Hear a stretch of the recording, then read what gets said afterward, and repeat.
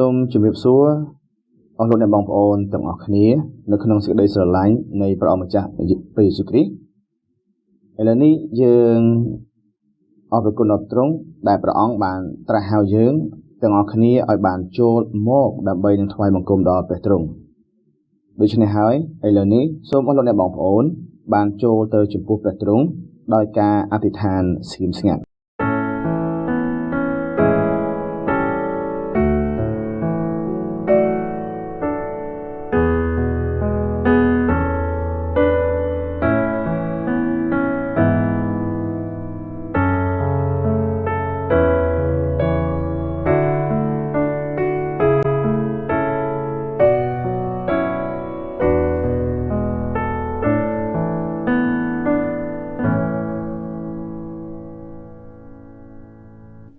ចូលនឹកចាំពីថ្ងៃឈប់សម្រាកដើម្បីញែកថ្ងៃនោះចេញជាបរិសុទ្ធត្បិតក្នុង6ថ្ងៃព្រះយេហូវ៉ាទ្រង់បានធ្វើផ្ទៃមេឃផែនដីហើយនិងសមុទ្រព្រមទាំងរបស់សពសារពើនៅស្ថានទាំងនោះដែររួចដល់ថ្ងៃទី7ទ្រង់ឈប់សម្រាកហេតុនោះបានជាព្រះយេហូវ៉ាទ្រង់ប្រទានពរដល់ថ្ងៃឈប់សម្រាកហើយក៏ញែកចេញជាបរិសុទ្ធសូមអរព្រគុណដល់ព្រះវរបិតាជាព្រះដែលពោរពេញទៅដោយសេចក្តីស្រឡាញ់និងសេចក្តីមេត្តាករុណាអរព្រគុណដល់ព្រះទ្រង់ដែលបានប្រទានព្រះយេស៊ូវគ្រីស្ទឲ្យមកលើផែនដីនេះហើយឲ្យយើងខ្ញុំទាំងអស់គ្នាអាចទទួលនៅសេចក្តីជំនឿពីព្រះអង្គបានសូមអរព្រគុណដល់ព្រះទ្រង់ដែលបានថែរក្សាការពារមកដល់ដំណើរនៃជីវិតរបស់យើងខ្ញុំព្រះអង្គបានផ្គត់ផ្គង់ជាប្រចាំថ្ងៃមកកាន់យើងខ្ញុំពិតជាអរព្រគុណដល់ព្រះអង្គដែលព្រះអង្គបានហៅឲ្យយើងខ្ញុំក្លាយទៅជាអ្នកថ្វាយបង្គំដល់ទ្រង់ផងដែរព្រះម្ចាស់អើយនៅសប្តាហ៍នេះសូមបានជួយមកដល់យើងខ្ញុំក្នុងការដែលយើងខ្ញុំបានថ្វាយបង្គំដល់ព្រះអង្គសូមបានជួយដឹកនាំដួងចិត្តរបស់យើងខ្ញុំឲ្យយើងខ្ញុំបានដើរតាមផ្លូវដ៏ត្រឹមត្រូវកុំឲ្យយើងខ្ញុំបានវង្វេងនៅក្នុងផ្លូវរបស់លោកីនេះឡើយសូមព្រះវិញ្ញាណបរិសុទ្ធបានជួយដឹកនាំយើងខ្ញុំឲ្យយើងខ្ញុំបានថ្វាយបង្គំដល់ព្រះអង្គដោយវិញ្ញាណហើយនឹងសេចក្តីពិតឲ្យយើងខ្ញុំបានថ្វាយបង្គំទ្រង់ដោយសេចក្តីស្រឡាញ់ទៅកាន់ព្រះអង្គសូមឲ្យជីវិតនៃការថ្វាយបង្គំរបស់យើងខ្ញុំនៅក្នុងពេលនេះបានពោរពេញទៅដោយសេចក្តីអំណរព្រះម្ចាស់អើយសូមបានជួយ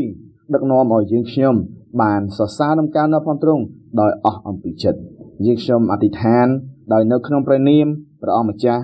ព្រះយេស៊ូវគ្រីស្ទអាមែនបាទអរគុណដល់ព្រះទ្រង់ក្នុងការដែលយើងបានអធិដ្ឋានជាមួយគ្នាហើយជាបន្តទៅទៀតនៅពេលវេលាឥឡូវនេះនោះជាការដែលយើងចូលមកក្នុងការសរសើរនំកើដល់ព្រះអង្គដោយយើងនឹងសរសើរនំកើដល់ព្រះទ្រង់នៅចំនួន3បទដោយបទទី1នៅក្នុងសៀវភៅចម្រៀងទំនុកដំកើងលេខ81ទ្រង់ស្មោះត្រង់យ៉ាងក្រៃលែង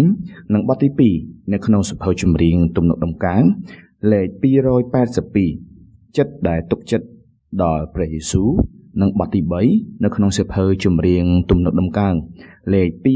294ខ្ញុំសូមអង្វរព្រះយេស៊ូវដូច្នេះឥឡូវនេះសូមអស់លោកអ្នកបងប្អូនបានចូលរួមសរសើរដំណើរដល់ព្រះទ្រង់ជាមួយគ្នាដោយសេចក្តីអំណរ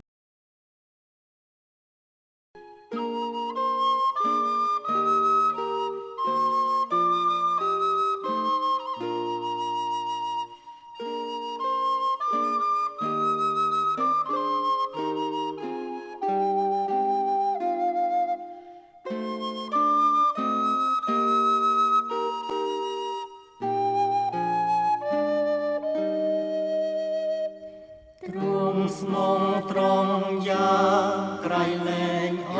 ព្រះវរបិតាអនមានស្រមោលនៃសេចក្តីផ្លាំងតែផងទ្រង់មិនប្រែប្រួលទ្រង់តែងតែអាណិតមេត្តាទ្រង់នៅដូចដែលតាំងពីអង្គកាលកំឡោទ្រង់ស្មោះត្រង់យ៉ាងក្រៃលែងទ្រង់ស្មោះត្រង់យ៉ាងក្រៃលែងទ្រង់បានប្រទា ទានទាំងអស់ដែលខ្ញុំត្រូវការរាល់តែពេលព្រឹកមានមេត្តាករុណាយ៉ាងថ្មីទ្រង់កាន់ស្មោះត្រង់ដល់ខ្ញុំដោយមានមេត្រីឯខែប្រាំងនឹងវស្សាពេលរំពេលច្រូតក្ដីថ្ងៃខែនឹងផ្កាយតាមចាំងរាសី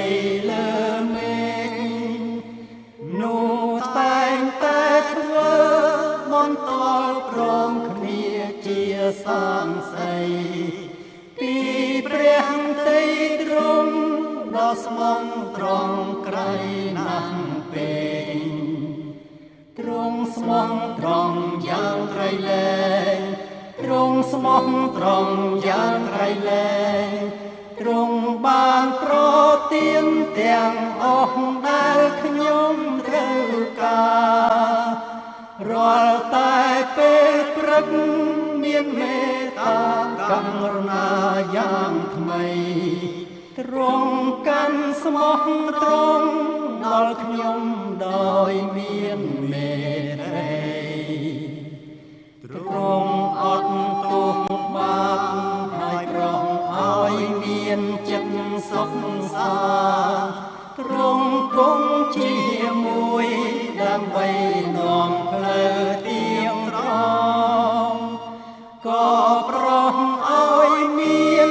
កម្លាំងថែមទាំងចិត្តក្លាហានទ្រង់ប្រទានពរជាអាណែកដល់ខ្ញុំផងទ្រង់ស្មោះត្រង់យ៉ាងក្រៃលែងទ្រង់ស្មោះត្រង់យ៉ាងក្រៃលែងទ្រង់បានប្រទានទាំងអស់ដែលខ្ញុំត្រូវការរាល់តែពេលព្រឹកមានមេត្តាករុណាយ៉ាងថ្មីទ្រង់កាន់ស្មោះត្រង់ដល់ខ្ញុំដោយមានមេត្រី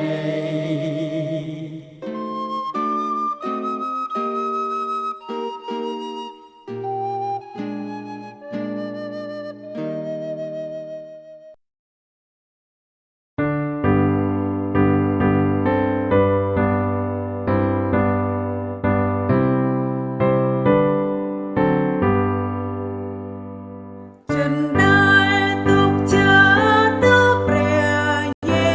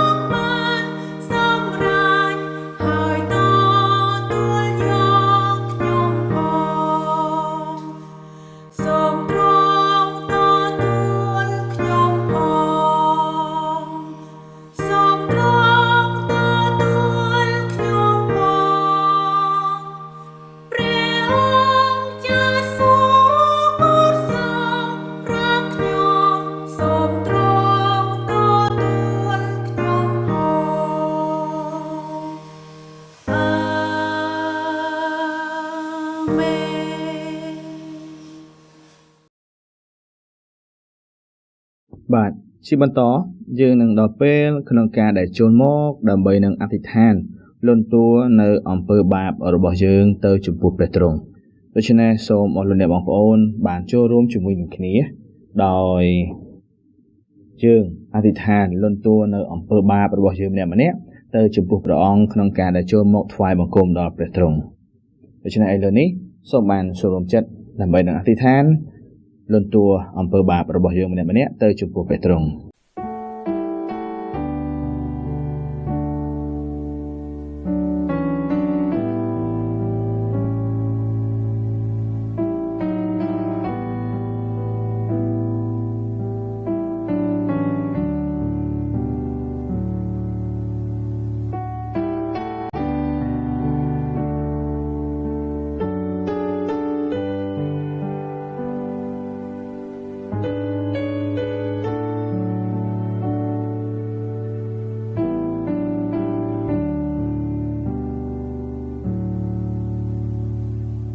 បើយើងលន់តួបាបវិញនោះទ្រង់មានព្រះハរតីស្មោះត្រង់ហើយសុចរិតប្រយោជន៍នឹងអត់ទោសបាបឲ្យយើងហើយនឹងសម្អាតយើងពីគ្រប់អំពើទុច្ចរិតទាំងអស់ផងអរព្រះបិតាដែលគង់នៅនគរឋានសួគ៌ដ៏ខ្ពស់បំផុតអើយព្រះអង្គសូមសរសើរនំកាន់ដល់ផងទ្រង់អរព្រះគុណដល់ព្រះនាមរបស់ព្រះអង្គអរព្រះគុណដល់សេចក្តីស្រឡាញ់ដែលព្រះទ្រង់បានប្រទានពរមកកាន់យើងខ្ញុំផងដែរព្រះម្ចាស់អើយសូមឲ្យជីវិតរបស់យើងខ្ញុំបានរស់នៅដោយមានព្រះវត្តមានរបស់ព្រះទ្រង់បានគង់នៅជាមួយព្រះអង្គអើយសូមបានអត់ទោសនៅសេចក្តីកំហុសនៅអំពើអាក្រក់ណាមួយដែលយើងខ្ញុំបានធ្វើទៅហើយមិនគប់ដល់ព្រះハរតីរបស់ព្រះទ្រង់សូមបានលាងជម្រះយើងខ្ញុំគ្រប់ទាំងអំពើបាបទាំងអស់ដោយពាក្យសម្ដី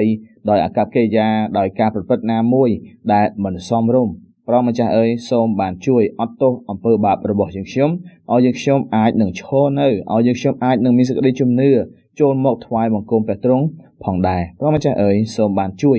មកកាន់ជីវិតមួយនេះឲ្យជីវិតរបស់យើងខ្ញុំនេះបានរស់នៅដើម្បីនឹងជាទីគប់ដល់ព្រះハរតីរបស់ព្រះអង្គរាល់ទង្វើដែលយើងខ្ញុំបានធ្វើ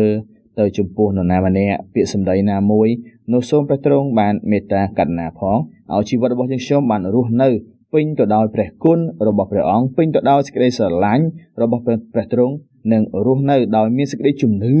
យ៉ាងរឹងមាំទៅចំពោះព្រះអង្គផងដែរអំពើបាបដែលយើងខ្ញុំបានមានដែលយើងខ្ញុំបានធ្វើនោះសូមព្រះទ្រង់បានមេត្តាករុណាហើយអត់ទោសអំពើបាបនោះអរព្រះគុណទ្រង់និងសរសើរដំណការដល់ព្រះទ្រង់អធិដ្ឋានដោយនៅក្នុងព្រះនាមព្រះយេស៊ូវគ្រីស្ទអាមែនយើងចូលមកដល់ការសារភាពសេចក្តីជំនឿសូមអរលោកអ្នកបងប្អូនបានសារភាពជំនឿរបស់ខ្លួនតាមរយៈគោលជំនឿពួកសាវកជាមួយនឹងគ្នាខ្ញុំជឿព្រះវរបិតាព្រះអង្គមានសភានុភាពព្រះអង្គជាព្រះអធិការបង្កើតស្ថានសួគ៌និងផែនដីខ្ញុំជឿព្រះយេស៊ូវគ្រីស្ទជាព្រះរាជបុត្រាតែមួយរបស់ព្រះព្រះអង្គជាព្រះអង្គម្ចាស់ជីវិតព្រះអង្គបានចាប់បដិសន្ធិនឹងក្រមុំព្រហ្មចារីនីដោយព្រះវិញ្ញាណបរិសុទ្ធស្ដេចមកសន្ធិដ្ឋលើនាង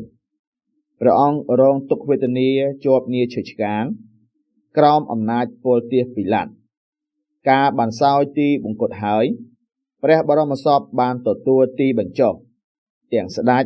ចុះទៅកាន់ស្ថានឃុំរលឹងមនុស្សស្លាប់ផងលុះថ្ងៃទី3ព្រះអង្គមានប្រជញ្ញរស់ឡើងវិញព្រះអង្គហោះទៅសោយសម្បត្តិសួគ៌ស្ថិតខាងស្ដាំព្រះវរបិតា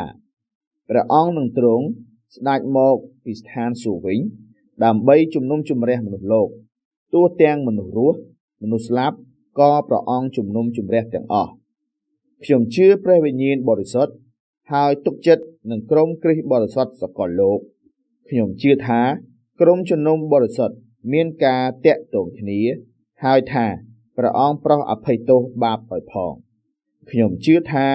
រូបកាយដ៏ចេះស្លាប់នេះនឹងរស់ឡើងវិញប្រកបដោយជីវិតអង្វែងអស់កលអាមែនបាទអរគុណដល់ព្រះអង្គក្រោយពីការដែលសារភាពសេចក្តីជំនឿជាមួយនឹងគ្នាហើយជាបន្តទៅទៀតនោះជាការដែលចូលមកអាននៅព្រះគម្ពីរឆ្លើយឆ្លងដោយសប្តាហ៍នេះយើងនឹងអាននៅក្នុងព្រះគម្ពីរទំនុកដំកើង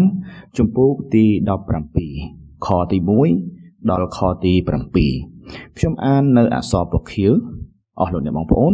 អាននៅអក្សរពណ៌ក្រហមព្រះគម្ពីរទំនុកដំណើរជំពូកទី17អោព្រះអង្គអើយសូមស្ដាប់សេចក្តីដែលទៀងត្រង់សូមប្រុងស្ដាប់សម្រែកនៃទូលបង្គំផង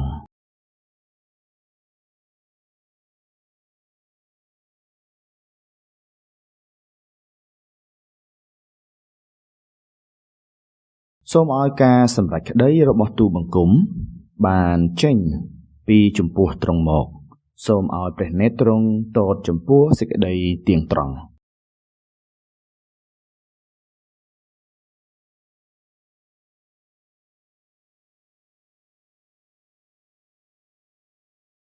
ឥតឃើញកំហុសអ្វីទូលបង្គំបានសម្រេចចិត្តថាមិនឲ្យមាត់រំលងច្បាប់ឡើយ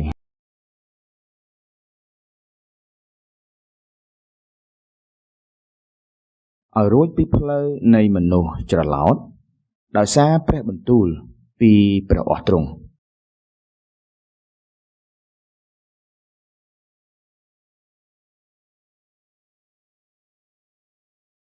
អោព្រះអង្គអើយទូលបង្គំបានអំពាវនាវដល់ទ្រង់ត្បិតទ្រង់នឹងមានព្រះបន្ទូលឆ្លើយមកទូលបង្គំ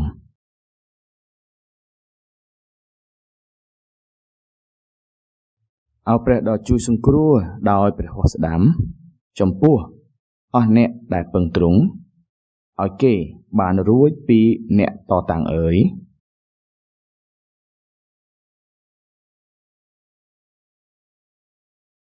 អាមែនបាទអរគុណដល់ព្រះអង្គហើយជាបន្តទៅទៀតនេះនោះគឺជាការដែលយើងសរសើរដំណើរដល់ព្រះអង្គយើងនឹងសរសើរដំណើរព្រះទ្រង់មួយបទដោយនៅក្នុងសៀវភៅចម្រៀងទំនុកដំណើរលេខ25អោក្សត្រដ៏គង់អស់កលអើយដូច្នេះឥឡូវនេះសូមអរលោកអ្នកបងប្អូន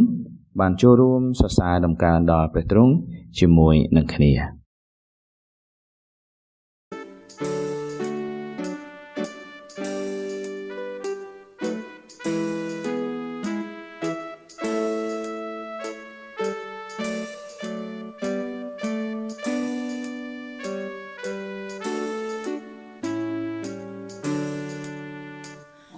សន្តិដ៏គង់អង្កា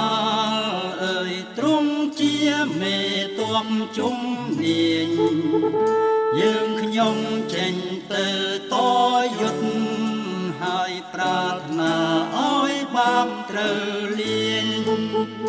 យូរហើយយើងខ្ញុំបានវឹកហាត់ព្រះគុណចម្រើនកំឡើងឥឡូវនេះអោព្រះជាក្សត្រសូមនាំយើងខ្ញុំចូលច្បាំងអោក្សត្រដ៏គង់អង្ការអើយយើងខ្ញុំចង់ទៅជួយគេឲ្យស្គាល់គុណលើដ៏ពិតហើយយើងខ្ញុំមិនរាថយទេប្រាថ្នាតែជួនព្រះបនទូលដល់មនុស្សលេចលំបាត់បងនឹងបើកផ្លូវសួរឲ្យគេចូលដោយមានចិនជឿព្រះអង្គអោក្សត្រដ៏គង់អង្ការអើយយើងខ្ញុំមានចិត្តអរណាស់ឥតខ្លាចនឹងតាមព្រះអង្គឡើយកាលទ្រង់នាំមុខយ៉ាងច្បាស់ឈើឆ្កាងជាទង់ជ័យយើងខ្ញុំបំភ្លឺផ្លូវដ៏ទៀងត្រង់នោះឈ្នះនោះបានរង្វាន់ធំសូមនាំមុខអរព្រះអង្គ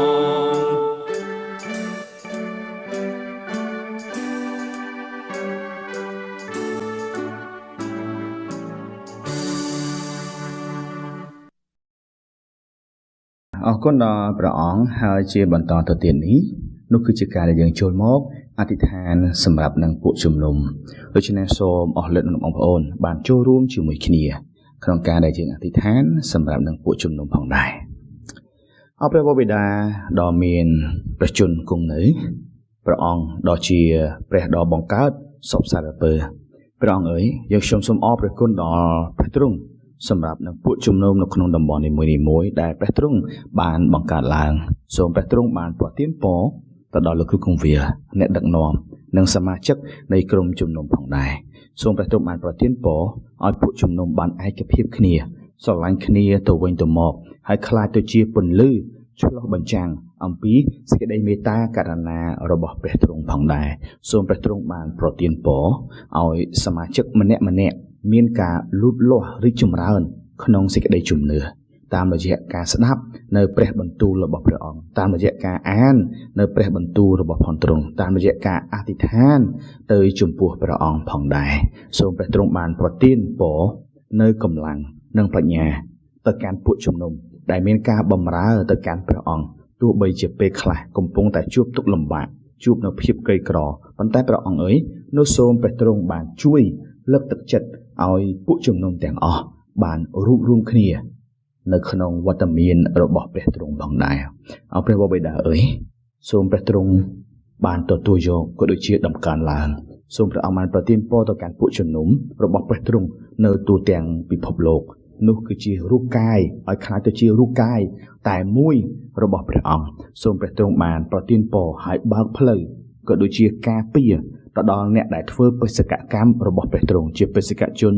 ដែលទៅបម្រើព្រះអង្គទៅផ្សាយព្រះបន្ទូលរបស់ព្រះអង្គនៅគ្រប់ទាំងទីកន្លែងនោះសូមព្រះទ្រង់បានប្រទានពរឲ្យពួកគាត់បានទទួលនៅព្រះពរដែលមកអំពីព្រះអង្គបេសកកម្មរបស់ផងទ្រង់មានការរីកចម្រើនឡើងសូមព្រះអង្គបានគង់នៅជាមួយប្រទានពរនៅភាពក្លាហានទៅដល់បងប្អូនដែលរួមជំនឿកំពុងតែមានការបៀតបៀនរងនៅការបៀតបៀន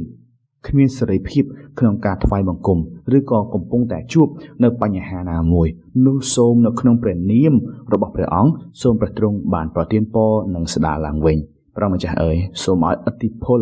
នៃពួកជំនុំបានជះទៅកាន់ពិភពលោកទាំងមូលឲ្យបានមើលឃើញអំពីសេចក្តីពិតមើលឃើញអំពីសន្តិភាពដែលនៅក្នុងព្រះទ្រង់មើលឃើញអំពីសេចក្តីសង្ឃឹមអំពីនគរឋានសួគ៌សូមព្រះអង្គម្ចាស់បានប្រទាននៅព្រះពរព្រះអង្គអើយសូមរាល់កិច្ចការនៃពួកជំនុំតាមតំបន់នៃពួកជំនុំទូទាំងពិភពលោកបានធ្វើនោះថ្វាយសិរីល្អទៅកាន់ព្រះអង្គតែមួយប៉ុណ្ណោះ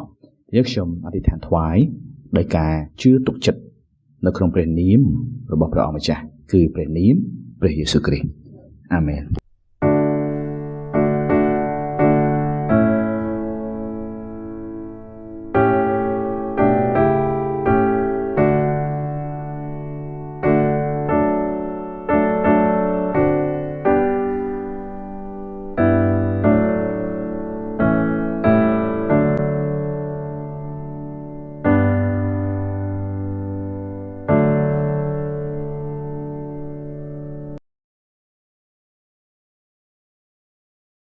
បាទឥឡូវនេះយើងដល់ពេលក្នុងការដែលថ្វាយដង្វាយ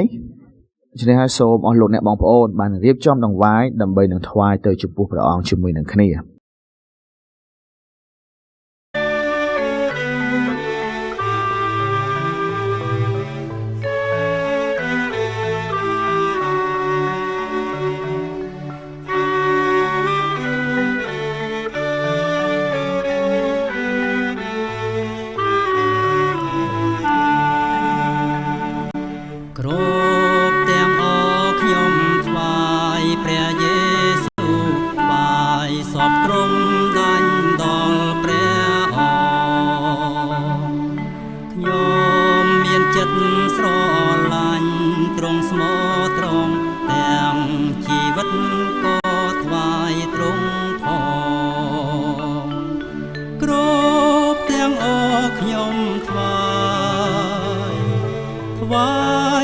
ដល់ព្រះអង្គ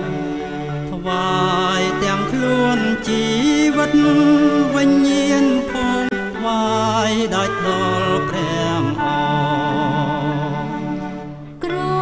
ប់ទាំងអស់ខ្ញុំថ្វាយព្រះយេស៊ូវអោនខ្លួនក្រាបនៅទៀមព្រះបាទការលែងបែក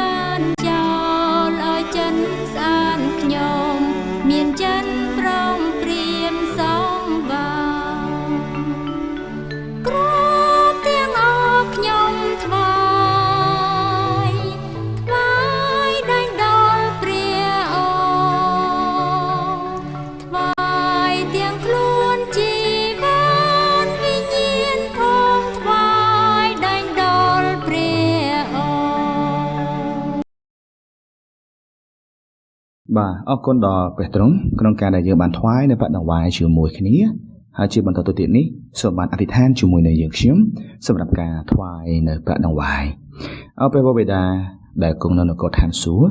ព្រះអង្គយើងខ្ញុំសូមអរព្រគុណដល់ព្រះទ្រង់សម្រាប់សេចក្តីល្អនិងការផ្គង់ដ៏ស្មោះត្រង់របស់ព្រះអង្គមកលើជីវិតយើងខ្ញុំនិងក្រុមគ្រួសាររបស់យើងខ្ញុំនិងពួកជំនុំរបស់យើងខ្ញុំដែលព្រះអង្គម្ចាស់បានអនុញ្ញាតរាល់អ្វីដែលយើងខ្ញុំមានទាំងអស់នោះសុទ្ធតែមកពីព្រះហស្ថដ៏សប្បុរសរបស់ព្រះអង្គទេនៅពេលនេះព្រះអង្គអើយយើងខ្ញុំសូមថ្វាយនៅប្រាក់ដង្វាយដែលជាផលផ្លែដែលជាសេចក្តីស្រឡាញ់ទៅចំពោះព្រះអង្គថ្វាយត្រឡប់ទៅកាន់ព្រះអង្គវិញដោយចិត្តរីករាយនិងអំណរដែលមាននៅក្នុងសេចក្តីជំនឿព្រះអង្គអើយសូមទទួលសូមប្រទានពរសូមព្រះអង្គម្ចាស់បានទទួលយកនៅដង្វាយទាំងនេះហើយប្រទានពរនៅពរជ័យរបស់ព្រះអង្គមកកាន់បងប្អូនរបស់យើងខ្ញុំដែលបានថ្វាយដោយសេចក្តីសប្បុរសនិងអំណរសូមព្រះទ្រង់បានប្រាស្រ័យនៅថវិកានេះសម្រាប់នឹងពង្រីកនៅនគររបស់ព្រះអង្គតាមរយៈកិច្ចការនៃពួកជំនុំដែលបានធ្វើតាមរយៈការដែលចេញទៅផ្សាយដំណឹងល្អនិងការជួយទៅដល់អ្នកដែលខ្វះខាតនៅក្នុងសហគមន៍សូមព្រះទ្រង់បានប្រទានពរសម្រាប់បងប្អូនរបស់យើងខ្ញុំដែលកំពុងតែជួបនៅបញ្ហាហិរញ្ញវត្ថុការលំបាកណាមួយគ្មានអ្វីដើម្បីនឹងថ្វាយទៅកាន់ព្រះអង្គនោះព្រះអង្គអើយសូមបានលើកទឹកចិត្តព្រះអង្គម្ចាស់អើយសូមបានបើកទ្វារឋានសួគ៌បង្ហូរនៅពរជ័យរបស់ព្រះអង្គនិងការផ្គត់ផ្គង់នៅក្នុងតម្រូវការទៅកាន់ពួកជំនុំម្នាក់ឲ្យទទួលបាននៅព្រះពរដែលមកអំពីព្រះអង្គដែរត្បិតព្រះទ្រង់សពព្រះハរតីចំពោះអ្នកណាដែលថ្វាយទៅចំពោះព្រះអង្គដោយសទ្ធាដោយអំណរផងដែរព្រះម្ចាស់អើយសូមឲ្យជីវិតនិងទ្រព្យសម្បត្តិរបស់យើងខ្ញុំនោះយើងខ្ញុំថ្វាយសម្រាប់នឹងជាស្រីល្អរបស់ព្រះអង្គផងដែរព្រះម្ចាស់អើយសូមបានប្រទានពរឲ្យការដែលយើងខ្ញុំបានថ្វាយបដង្វាយទៅចំពោះផងទ្រង់គឺជាព្រះពរនៃសេចក្តីជំនឿផងដែរយើងខ្ញុំអធិដ្ឋានថ្វាយបដង្វាយនេះនៅក្នុងព្រះនាមព្រះម្ចាស់ព្រះយេស៊ូវគ្រីស្ទអាមែនអរគុណដល់ព្រះអង្គក្នុងការដែលយើងបានអធិដ្ឋានជាមួយគ្នានឹងការថ្វាយនៅបដង្វាយជាបន្តទៅទៀតនោះជាការអាននៅព្រះបន្ទូលរបស់ព្រះអង្គអាននៅព្រះគម្ពីររបស់ផងទ្រង់ដោយសប្តាហ៍នេះយើងនឹងអាននៅក្នុងព្រះគម្ពីរម៉ាថាយជំពូក6ខ5ដល់ខទី8ព្រះគម្ពីរម៉ាថាយជំពូក6ខ5ដល់ខទី8កាលណាអ្នកអធិដ្ឋានកុំឲ្យធ្វើដូចជាមនុស្សមានពុតដែលចូលចិត្តឈរអធិដ្ឋាននៅក្នុងសាលាប្រជុំហើយនៅជ្រុងផ្លូវ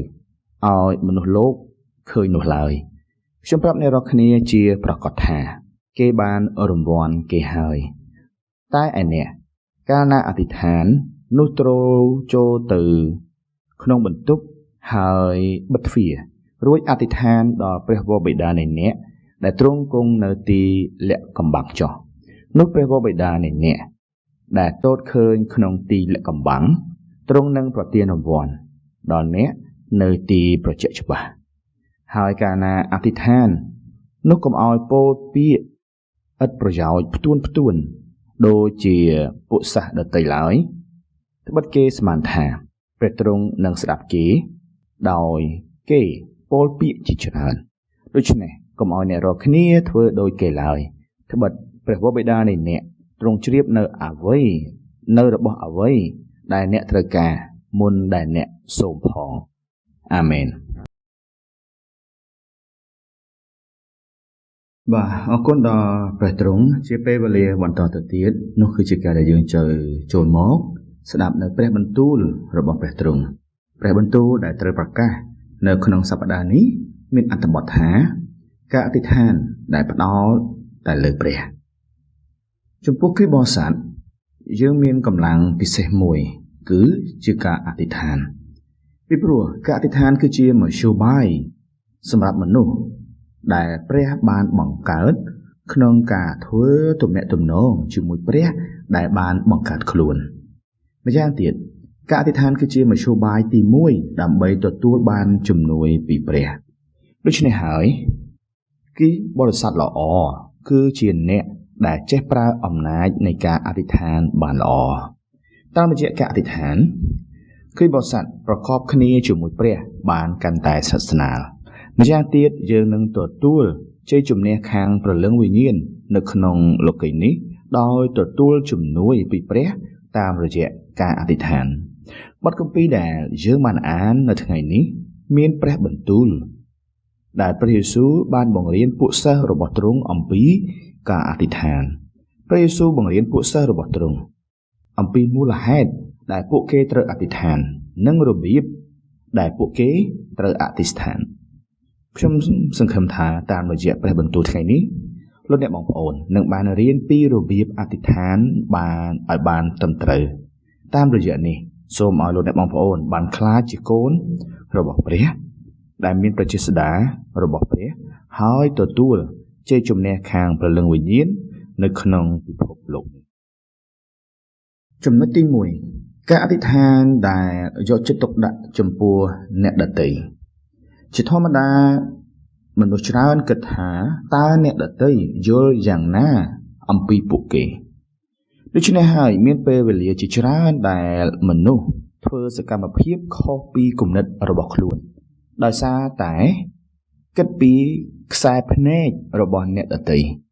ប្រសិនបើគ្រីស្ទបរិស័ទធ្វើសកម្មភាពខុសពីគំនិតរបស់ខ្លួនបែបនេះដែរនោះនឹងមានបញ្ហាដ៏ធំកើតឡើងគ្រីស្ទបរិស័ទត្រូវតែរស់នៅដោយគិតថាព្រះទ្រង់កំពុងទតមើលពួកគេគ្រប់ពេលវេលានិងគ្រប់ទីកន្លែងប៉ុន្តែនៅពេលដែលគ្រីស្ទបរិស័ទធ្វើសកម្មភាពដោយគិតថាតើអ្នកដទៃយល់យ៉ាងណាយល់ឃើញយ៉ាងណាអំពីខ្លួននោះយើងនឹងមិនគិតថាតើព្រះទតឃើញយ៉ាងណាអំពីយើងនោះទេហើយគ្រីស្ទបរិស័ទនោះនឹងរស់នៅដោយមិនស្មោះត្រង់ដោយសារតែគេគិតអំពីខ្សែភ្នែករបស់អ្នកដទៃមកលើខ្លួន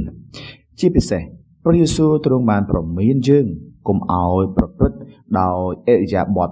បែបនេះឡើយនៅពេលអធិដ្ឋានសូមមើលនៅក្នុងខទី5ទ្រង់មានបន្ទូលថាកាលណាអ្នកអធិដ្ឋានកុំឲ្យធ្វើដូចជាមនុស្សមានពុតការមានពុតសំដៅទៅលើការធ្វើសកម្មភាពខុសពីចិត្តរបស់ខ្លួនឯង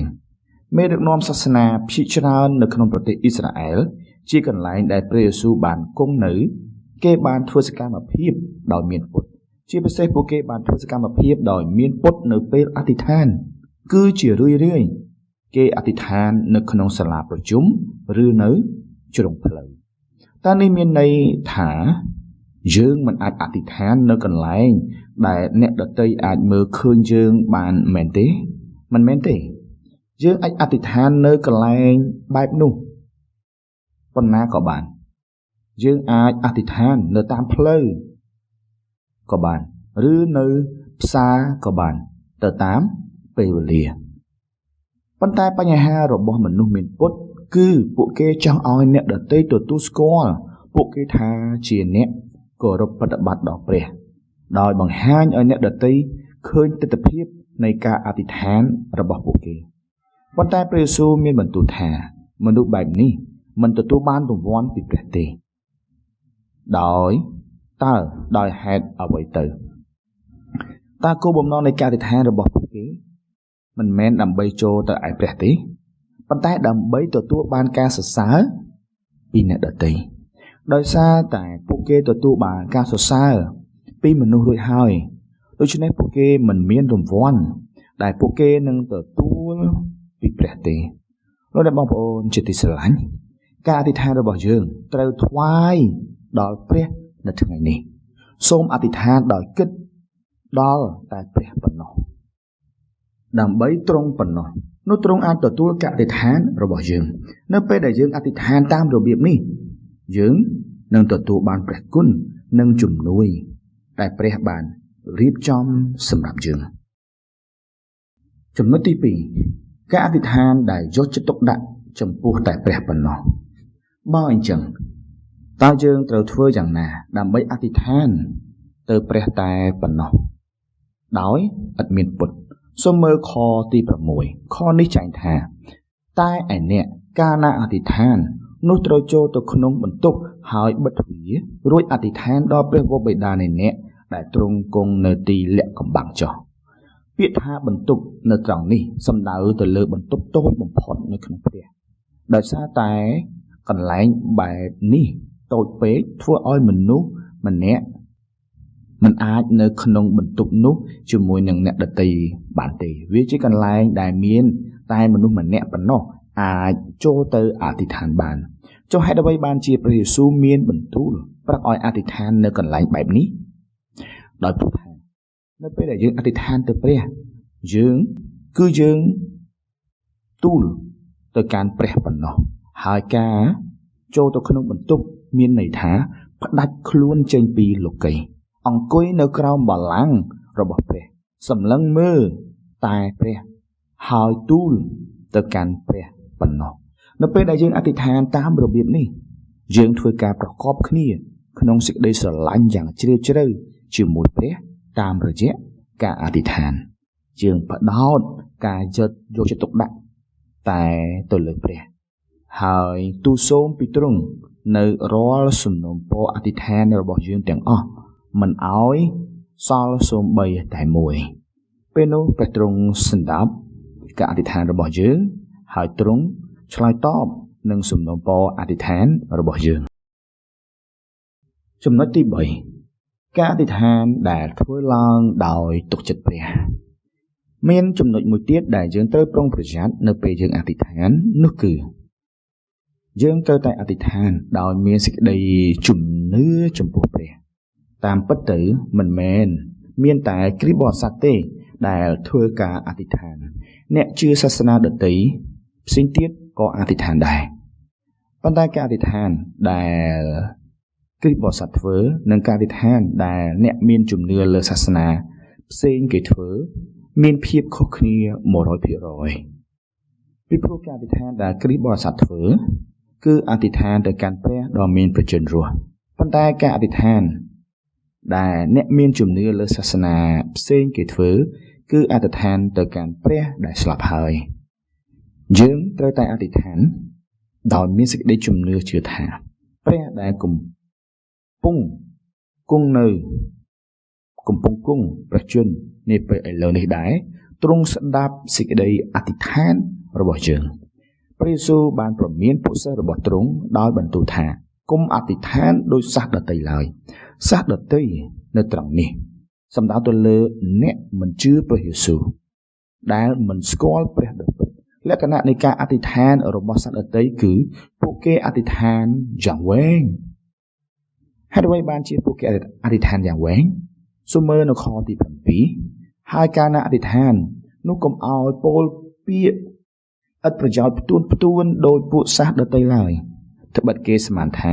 ព្រះទ្រង់នឹងស្ដាប់គេដោយគេពោលពាក្យជាច្រើនហេតុផលដែលអ្នកមិនជឿព្រះយេស៊ូវគេអធិដ្ឋានវែងដោយសារតែពួកគេគិតថាលុះត្រាតែអធិដ្ឋានវែងទើបព្រះសន្តាប់ការអធិដ្ឋានរបស់ពួកគេនៅពេលដែលសាសដទៃអធិដ្ឋានពួកគេបង្ហាញពីភាពទទូចនៃការអធិដ្ឋានរបស់ពួកគេដោយអធិដ្ឋានវែងកប្បកិរិយាបែបនេះគឺជាបញ្ហាដ៏ធំព្រោះពួកគេគិតថាពួកគេអាចផ្លាស់ប្ដូរព្រះハរតីរបស់ព្រះបានដោយសារការខិតខំអធិដ្ឋានរបស់ពួកគេប្រសិនបើការអធិដ្ឋានដែលយើងថ្វាយដល់ព្រះស្របតាមបំណងព្រះハរតីរបស់ព្រះទ្រង់នោះទ្រង់នឹងឆ្លើយតបទោះបីជាយើងមិនបានអធិដ្ឋានយ៉ាងវែងក៏ដោយប៉ុន្តែបញ្ហានៅត្រង់ថាសូម្បីតែក្នុងចំណោមគ្រីស្ទបរិស័ទក៏មាន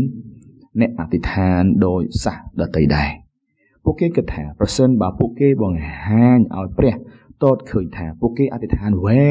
ងហើយអធិដ្ឋានដោយឧស្សាហ៍នោះព្រះទ្រង់នឹងតបឆ្លើយការអធិដ្ឋានរបស់ពួកគេ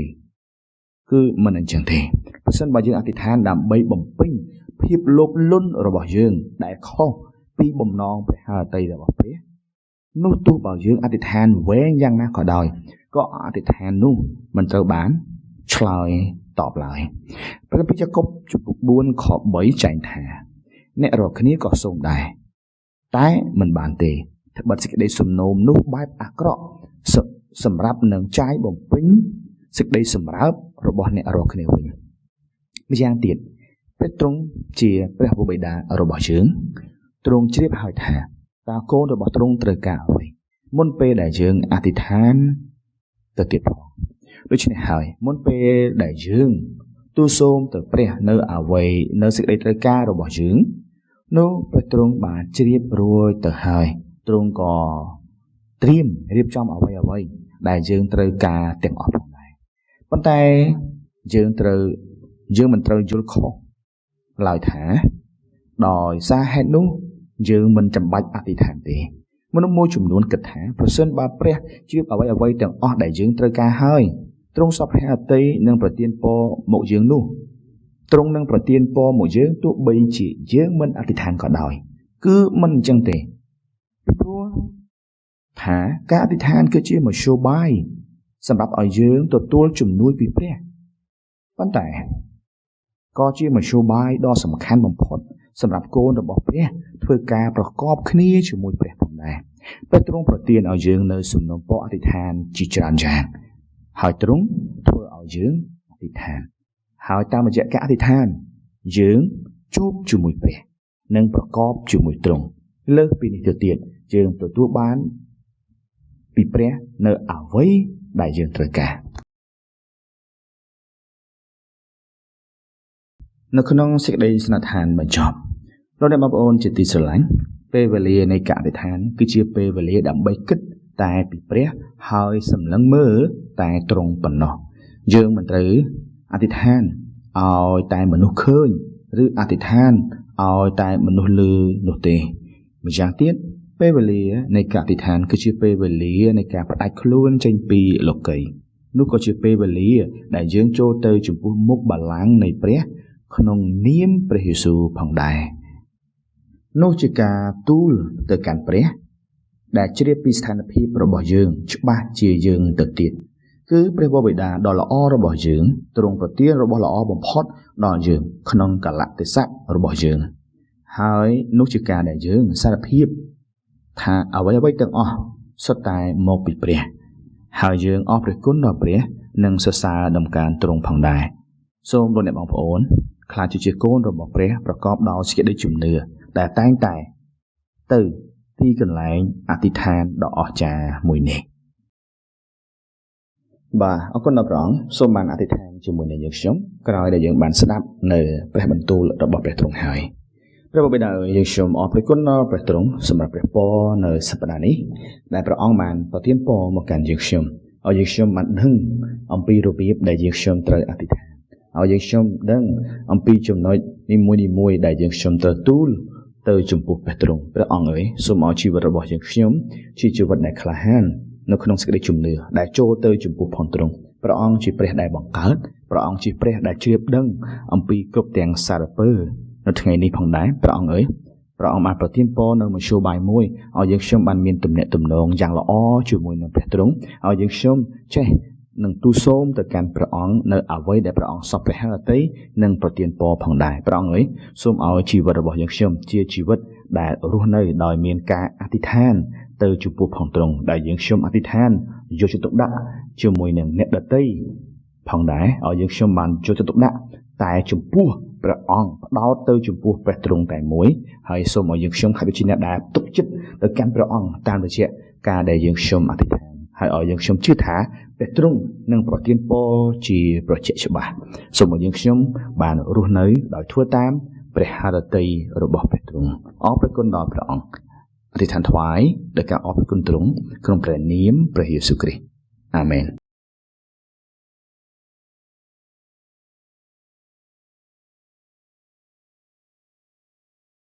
ជាបន្តទៅទៀតយើងនឹងសរសើរដំណការដល់ព្រះអង្គចំនួន1បទដែលនៅក្នុងសៀវភៅសរសើរដំណការ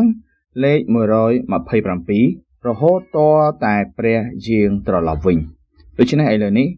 សូមអរលោកបងប្អូនបានចូលរួមសរសើរដំណការដល់ព្រះអង្គជាមួយគ្នា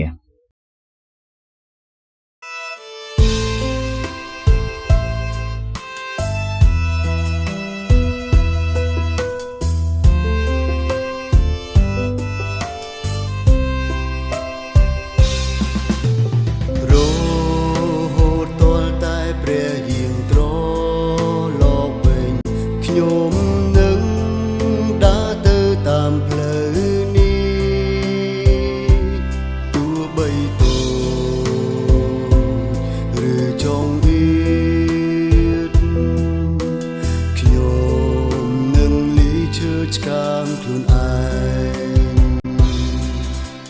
នៅទីបំផុតនៃផ្លូវរបស់ខ្ញុំនឹងបានឃើញព្រះអង្គម្ចាស់ទ្រង់ពេញដោយសេរីល្អទ្រង់នឹងយាងមកទទួលខ្ញុំរហូតទាល់តែព្រះយាងត្រឡប់វិញខ្ញុំនឹងក្រោកឡើងហើយរត់ទៅមកពេលសេរីល្អព្រះគ្រប់លើផែនដីខ្ញុំនឹងក្រោកឡើងស្រែកច្រៀងសរសើរ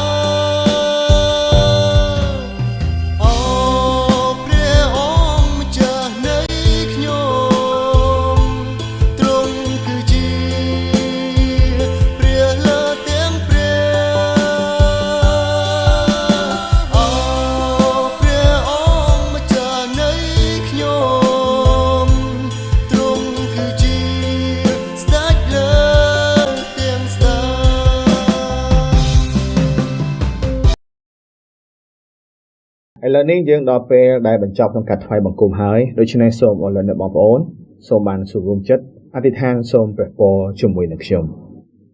សូមឲ្យបងប្អូនទាំងអស់គ្នាបានប្រកបដោយព្រះគុណនៃព្រះយេស៊ូវគ្រីស្ទព្រមទាំងសេចក្តីស្រឡាញ់នៃព្រះវរបិតាដ៏នៅអកលជានិច្ចហើយនឹងការរួបរวมគ្នាជាមួយនឹងព្រះវិញ្ញាណបរិសុទ្ធបានគង់នៅជាមួយនឹងបងប្អូននិងពួកជំនុំទាំងអស់ចាប់តាំងពីឥឡូវនេះរហូតដល់អកលជានិច្ចអាមែន